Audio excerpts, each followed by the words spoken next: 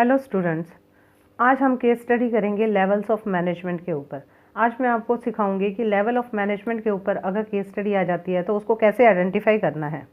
सबसे पहले हम इसके बारे में थोड़ा सा जान लेते हैं। Level of management, there are 3 levels of management: top level management, middle level management and supervisory level, और ऑपरेशनल लेवल और लोअर लेवल मैनेजमेंट। इसमें से कोई भी नाम हम इसको दे सकते हैं। अब हमें लेवल ऑफ मैनेजमेंट की केस स्टडी करने के लिए सबसे पहले इन तीनों की डेजिग्नेशंस याद होनी चाहिए, वो बहुत ज़रूरी है। देखते हैं टॉप लेवल मैनेजमेंट की क्या डेजिग्नेशंस होती हैं। Chairman, board of directors, managing director, general manager, president, vice president, chief executive officer, chief financial officer, chief operating officer. Students, अगर आपको लेवल ऑफ मैनेजमेंट की केस स्टडी आती है तो इनमें से कोई एक डेजिग्नेशन आपको गिवन होगी जिससे आप आइडेंटिफाई कर सकते हैं कि ये टॉप लेवल मैनेजमेंट का क्वेश्चन है। अब हम बात करते हैं मिडिल लेवल मैनेजमेंट की। मिडिल लेवल मैनेजमेंट की डेजिग्नेशंस हैं डिपार्टमेंटल हेड, जैसे परचेज डिपार्टमेंट, सेल डिपार्टमेंट, इन सबके हेड ये सब मिडिल लेवल मैनेजमेंट में आते हैं। Finance manager, executive officer, plant superintendent. Supervisory level की डेजिग्नेशंस हैं सुपरवाइजर, सुपरिटेंडेंट, फोरमैन, सब डिपार्टमेंट एग्जीक्यूटिव्स। जितने भी डिपार्टमेंट्स हैं उनके सब डिपार्टमेंट्स के एग्जीक्यूटिव सुपरवाइजरी लेवल पे आते हैं। इसके अलावा आपको केस स्टडी में क्या दिया हो सकता है, इसके अलावा आपको टॉप लेवल मैनेजमेंट की केस स्टडी में ये पॉइंट्स गिवन हो सकते हैं। Top level is responsible for determination of objective and policies. कभी भी क्वेश्चन में ऑब्जेक्टिव एंड पॉलिसीज़ की फॉर्मेशन के बारे में आ जाए तो वो काम हमेशा टॉप लेवल मैनेजमेंट का होता है। Top level management is responsible for the survival of the organisation. Top level management is responsible for the failure और सक्सेस ऑफ द ऑर्गेनाइजेशन। तो इनमें से कोई भी पॉइंट आपको केस स्टडी में आता है तो वो टॉप लेवल मैनेजमेंट की केस स्टडी है। मिडिल लेवल मैनेजमेंट की, middle level management is responsible for implementation of objective plans and policies. देखो, अगर पॉलिसीज मेकिंग आ जाए तो वो टॉप लेवल मैनेजमेंट का क्वेश्चन है। अगर implementation of objectives and plans आ जाए तो वो मिडिल लेवल मैनेजमेंट होती है।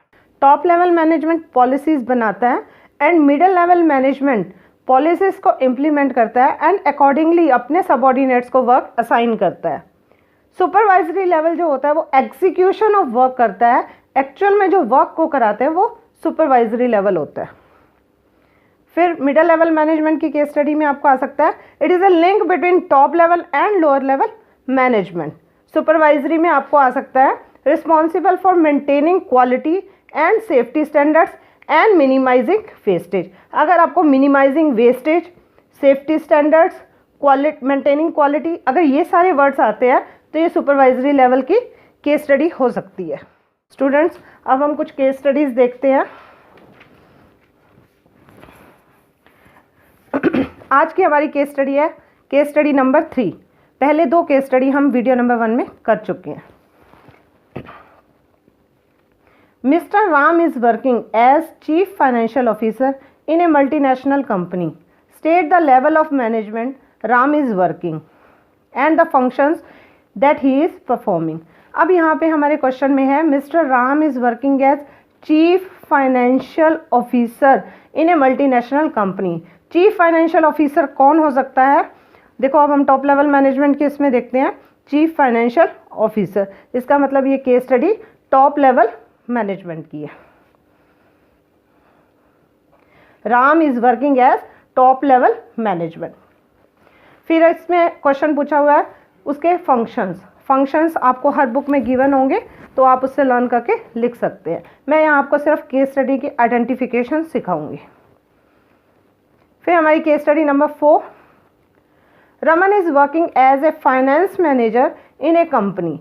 Name the managerial level at which he is working. Now finance manager is a designation of middle level management. That means Raman is working as middle level manager.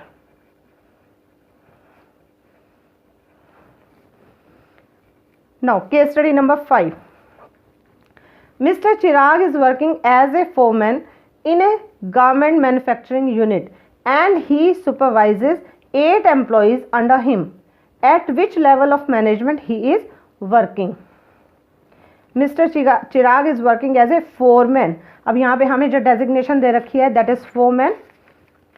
Foreman is designation of our lower level management. तो ये हमारा question हो गया।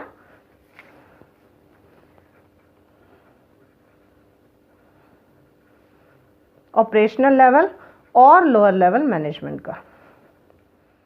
इसके बाद हम अगली case study करते हैं, केस स्टडी नंबर 6। ये हमारी थोड़ी सी लेंथी केस स्टडी है, जरा ध्यान से सुनिएगा। Premier limited is highly reputed company. Different functions are performed by different people in this company. Each person in the hierarchy is responsible for the successful completion of a particular task. Mr. Gurpreet is responsible for the welfare and survival of the organization. He formulates overall organizational goals and strategies for the company. ये जो सारे functions हैं, ये top level management के functions हैं। He is responsible for the welfare and survival of the organization, and he formulates organizational goal and strategies. Okay. Mr. Anuj ensure that quality of output is maintained, wastage of material is minimized and safety standards are maintained.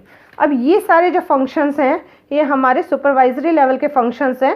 यहाँ पे maintaining quality आ गया, safety standards आ गया and minimizing wastage आ गया। तो Mr. Anuj is working as operational level. Mr. Gurpreet is working as top level. Now, Mr. Savinder assign necessary duties and responsibilities to the personnel and motivates them to achieve desired objective. Mr. Savinder assign necessary duties and responsibilities to the personnel. Duties assign करना middle level management का काम होता है। Implementation का मतलब होता है assigning necessary duties and responsibilities to the personnel and motivate them. ये सारा काम किसका होता है? मिडल लेवल मैनेजमेंट का। So Mr. Savinder is working as middle level manager. Now question is, at which level of management are Mr. Gurpreet, Mr. Anuj and Mr. Savinder working in the Premier Limited? हमने already बता दिया है। Mr. Gurpreet is working as top level manager, Mr. Anuj is working as operational level management and Mr. Savinder is working as middle level management. Students, आज के लिए इतना ही। अगर आपको मेरी वीडियो पसंद आई हो तो प्लीज़ इसे लाइक कीजिए एंड इसे शेयर कीजिए, तो सब्सक्राइब कीजिए, क्योंकि मैं अभी कुछ और वीडियोस डालने वाली हूँ जिसका बेनिफिट आपको मिल सके। Thank you.